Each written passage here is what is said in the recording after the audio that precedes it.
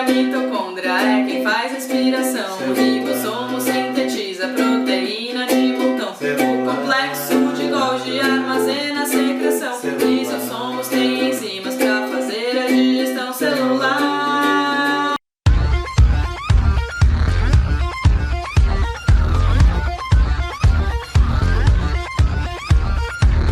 Olá pessoal, aqui é o professor Tuan de Biologia e eu vou ensinar agora um pouquinho para vocês sobre as organelas celulares. Claro que a gente começa falando sobre as organelas não membranosas. Quando a gente começa a falar sobre organelas, a gente associa a célula ou faz uma comparação da célula com uma fábrica, sendo que cada organela desempenha uma função dentro de cada célula. E como vocês viram no slide anterior, existe a divisão em organelas membranosas e organelas não membranosas. E a principal diferença das duas é que as membranosas possuem uma membrana lipoproteica, como se fosse a membrana plasmática. Enquanto essas organelas que vocês vão estudar hoje nessa aula são as organelas não membranosas, ou seja, não existe nenhuma estrutura lipoproteica que reveste essas organelas, que é o caso dos ribossomos, dos centríolos, que formam lá na frente os cílios e os flagelos. Numa região próxima ao núcleo se encontram os centríolos, que são essas organelas citoplasmáticas não membranosas. Essa região próxima ao núcleo, onde vocês vão encontrar essas organelas, é chamado de centrosomo.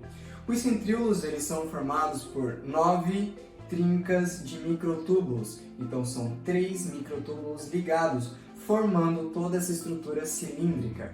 Uma das principais funções aqui dos centríolos é a formação de cílios e flagelos, mas os centríolos eles também estão envolvidos lá na divisão celular. Durante a divisão celular, conhecida por mitose, na primeira fase, a prófase, esses centríolos eles começam a projetar microtúbulos que vão de encontro aos cromossomos, que são formados por 2 cromátides irmãs, e a função dos centríolos é separar essas cromátides irmãs. Em cada polo da célula existe um centríolo, porque antes da divisão, esse centríolo ele foi duplicado. Durante a divisão celular, logo que o centríolo projeta esses microtúbulos de encontro aos cromossomos, ele alinha os cromossomos nessa faixa equatorial da célula, ou seja, no meio da célula. Após essa etapa, os centríolos eles começam a puxar esses microtúbulos de volta, separando então essas 2 cromátides irmãs do cromossomo. E é nesse momento que o centríolo ele participa da divisão celular, formando o que a gente conhece de fuso mitótico, separando a célula em 2. Não somente presente na divisão celular, o centríolo ele também participa da formação de cílios e flagelos. Cílios e flagelos são projeções da membrana plasmática que servem para alguns indivíduos para locomoção e até reprodução. Claro que a gente conhece a diferença de cílio e flagelo, porque flagelo normalmente ele é maior, certo, do que os cílios e em menor quantidade. Normalmente 1, 2 ou 3 flagelos em algumas células, como por exemplo os espermatozoides, os gametas, que a gente encontra aí nos indivíduos, ou até em seres como os protozoários. Claro que existem protozoários também que possuem cílios, como é o caso do paramécio. O cílio ele é menor do que o flagelo e ele se encontra em maior quantidade. Normalmente ele está envolvido com a locomoção desses indivíduos. Ribossomo sintetiza proteína de montão, é o que dizia na música do início da aula. Bom, para quem não conhece, o ribossomo também é uma organela citoplasmática não membranosa, formado por algumas proteínas e RNA ribossômico. Vocês vão ver um pouquinho mais para frente. O ribossomo ele é formado por 2 subunidades, a subunidade maior e a subunidade menor. Claro que a gente sabe que o ribossomo está participando da síntese de proteínas, ou seja, é como se ele fosse a máquina que produz as proteínas. E como isso acontece? Tudo isso vai acontecer por um processo chamado de tradução.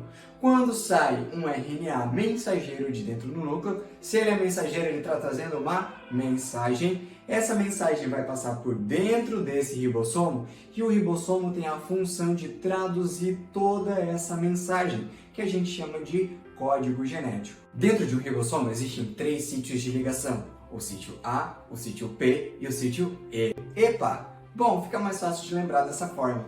O sítio A, que é esse primeiro local onde entram os RNAs transportadores, trazendo lá do citoplasma os aminoácidos Para formar a proteína é o sítio do aminoácido, por isso sítio A. Esse segundo sítio, que é o sítio do meio, ou o sítio P, é o sítio onde os aminoácidos vão começar a se juntar, formando um peptídeo que vai formar proteína.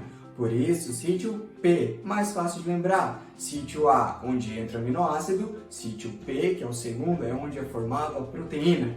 E o sítio E? O sítio E é o exit, ou seja, onde esse RNA transportador que trouxe o aminoácido vai sair de dentro do ribossomo. Essas são só algumas organelas celulares que vocês vão ver. Na aula 2, vocês começam a aprender um pouquinho sobre as organelas membranosas, como os retículos endoplasmático liso e rugoso, o complexo de Golgi e o lisossomo. Então fique ligado.